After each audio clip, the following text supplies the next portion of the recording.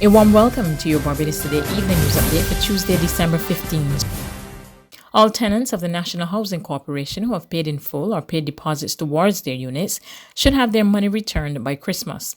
Word of this from Minister of Housing, Lands and Maintenance, Dr. William Duguid, as he delivered a ministerial statement as the House of Assembly met today. He said the more than $5 million in payments will be refunded to 576 tenants from 21 of government's 49 housing estates. In keeping with the guidelines of Barbados' Economic Recovery and Transformation Program, the BERT, persons who paid $5,000 or less will receive cash, while tenants entitled to be refunded more than $5,000 will receive bonds. As you know, these bonds may be encashed at any time at a discounted price. By our calculations, a total of 135 persons will receive cash refunds, while 441 persons will be refunded by way of bonds. Of these, 212 would have paid between $5,000 and $10,000, while a further 128 would have paid between $10,000 and $15,000. Barbadians and some non-nationals will next month receive national awards plus a one-time financial grant for their tireless and brave work on the front line of the battle against COVID-19. Acknowledging that the fight is far from over, Prime Minister Mia Mottley told Parliament that many persons went above and beyond the call of duty and it's government's judgment that they should be rewarded. She made the comments as she tabled the Barbados Humanitarian Service Award Bill and the Gold Award of Achievement Amendment Bill. We would love to be able to say that we can give everybody something and everything. And we would love to be able to do it on an ongoing basis. But we can't afford it. But what we will do, we will sit down with the unions and discuss it, as has already started in some instances, is to look at a one-off ex gratia payment for those who had to work on the front line, either intensely or on the second layer with respect to the level of risk exposed.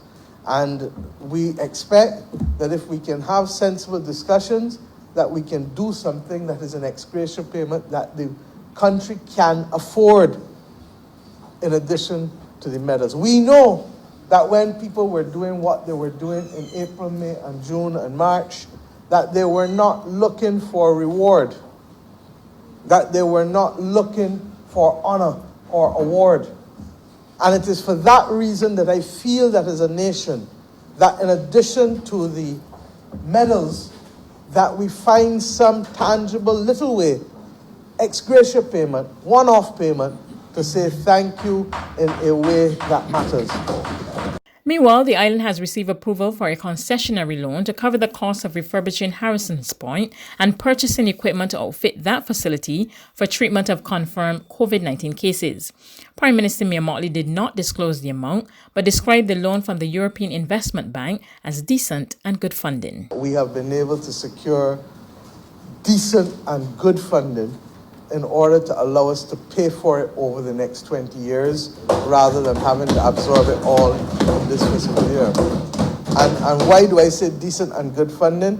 Because there is a 4-year moratorium on the loan, and then the rate of interest is 1.25%, which is extraordinarily concessional. And the loan is over 20 years with that 4-year moratorium, as I said. A travesty. That's how defender of children's rights Faith Marshall Harris is describing the ongoing Caribbean Examination Council fiasco over this year's exam results deemed by thousands of parents, teachers and students across the region as erroneous. The only UNICEF-appointed children champion in the Caribbean, Faith Marshall Harris, told Barbados Today there's an urgent need to rectify the controversy. She is not impressed that CXC's attitude to the students appear to be dismissive and patronizing at the outset. I felt deeply and feel deeply for those students who took CSEC and CAPE and who got such poor showing out of no fault of their own. And the fact, and I think, and I put this against the kind of situations that other countries use, where when the results coming back not reflecting what the students have been doing hitherto, they either use new algorithms for deciding the results, or they decide, let us go with the teacher predicted grades. In other words, you taught the student of up to this point, how would you predict that they would score? And that was done, for example, in the United Kingdom within 48 hours. So this situation that we were confronted was not in any way unique to the Caribbean. It was just that we, in a uniquely Caribbean way, decided that the children were not that important. And I frankly, sitting on the UNCRC as the only Caribbean member, I'm embarrassed that that happened to our students. There's regional and international news after this short break.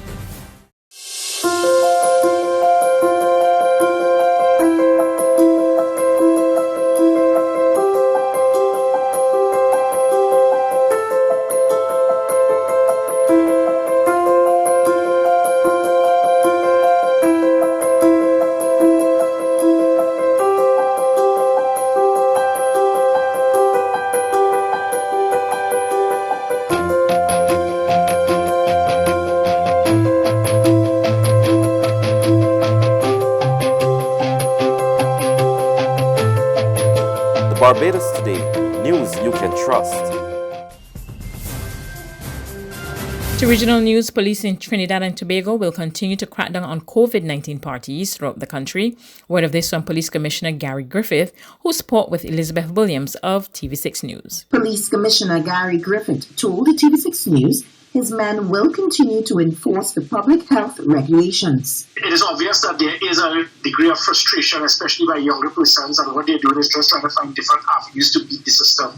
So as Tobago Police Service, as much as we can be flexible, we have to ensure that the law is enforced, and we will continue to ask persons to be mature, do the responsible thing. Mr. Griffith said young people and the public at large must be aware of the risk of spreading COVID in enclosed places. Because now you have turned it into a public place because you're making it accessible to the public. And then when you do this now, obviously, the many persons who will converge in one area, they will go back to their homes. And if one person will have the virus, it can spread throughout not just other persons in that environment, but also back to when they get back at home. Questioned as to whether he was disappointed with the instance of some people taking part in COVID parties, Mr. Griffith said the majority of citizens of this country have been doing the right thing. On the international scene, jihadist group Boko Haram today claimed responsibility for the abduction of hundreds of school children in northwest Nigeria. At least 333 students are still missing since the attack late Friday at the All Boys Government Science Secondary School. France 24 has a full report. The group said it carried out this attack as a way of stopping education. It said education is a sin. It's un-Islamic. Of course, that is what Boko Haram means. Boko Education Haram Sin. So one of its main objectives is to stop children from going to school. So this very much ties down to its objective of stopping children from going to school. At what stage Boko Haram got involved in this is not clear. Whether they got involved after these children have been kidnapped or whether they were involved in the initial planning of the kidnapping is unclear for now. Meanwhile, what do you make of claims from the government that they're currently in talks with the kidnappers and are say they're making progress and hope to secure the release of these children?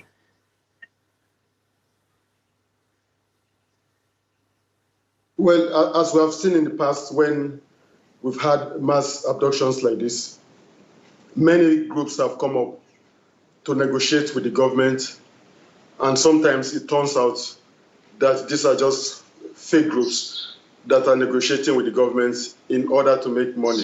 That's news, but for the very latest, visit our website at www.barbadostoday.bb. You can also subscribe to our e-paper, email updates, or like us on Facebook, and sign up for our breaking news alerts via WhatsApp. We're also on Izumi Media and bus terminals, as well as screenplay at supermarkets and gas stations near you. You can also hear us on Mix 96.9 FM and Capital Media HD 99.3 FM.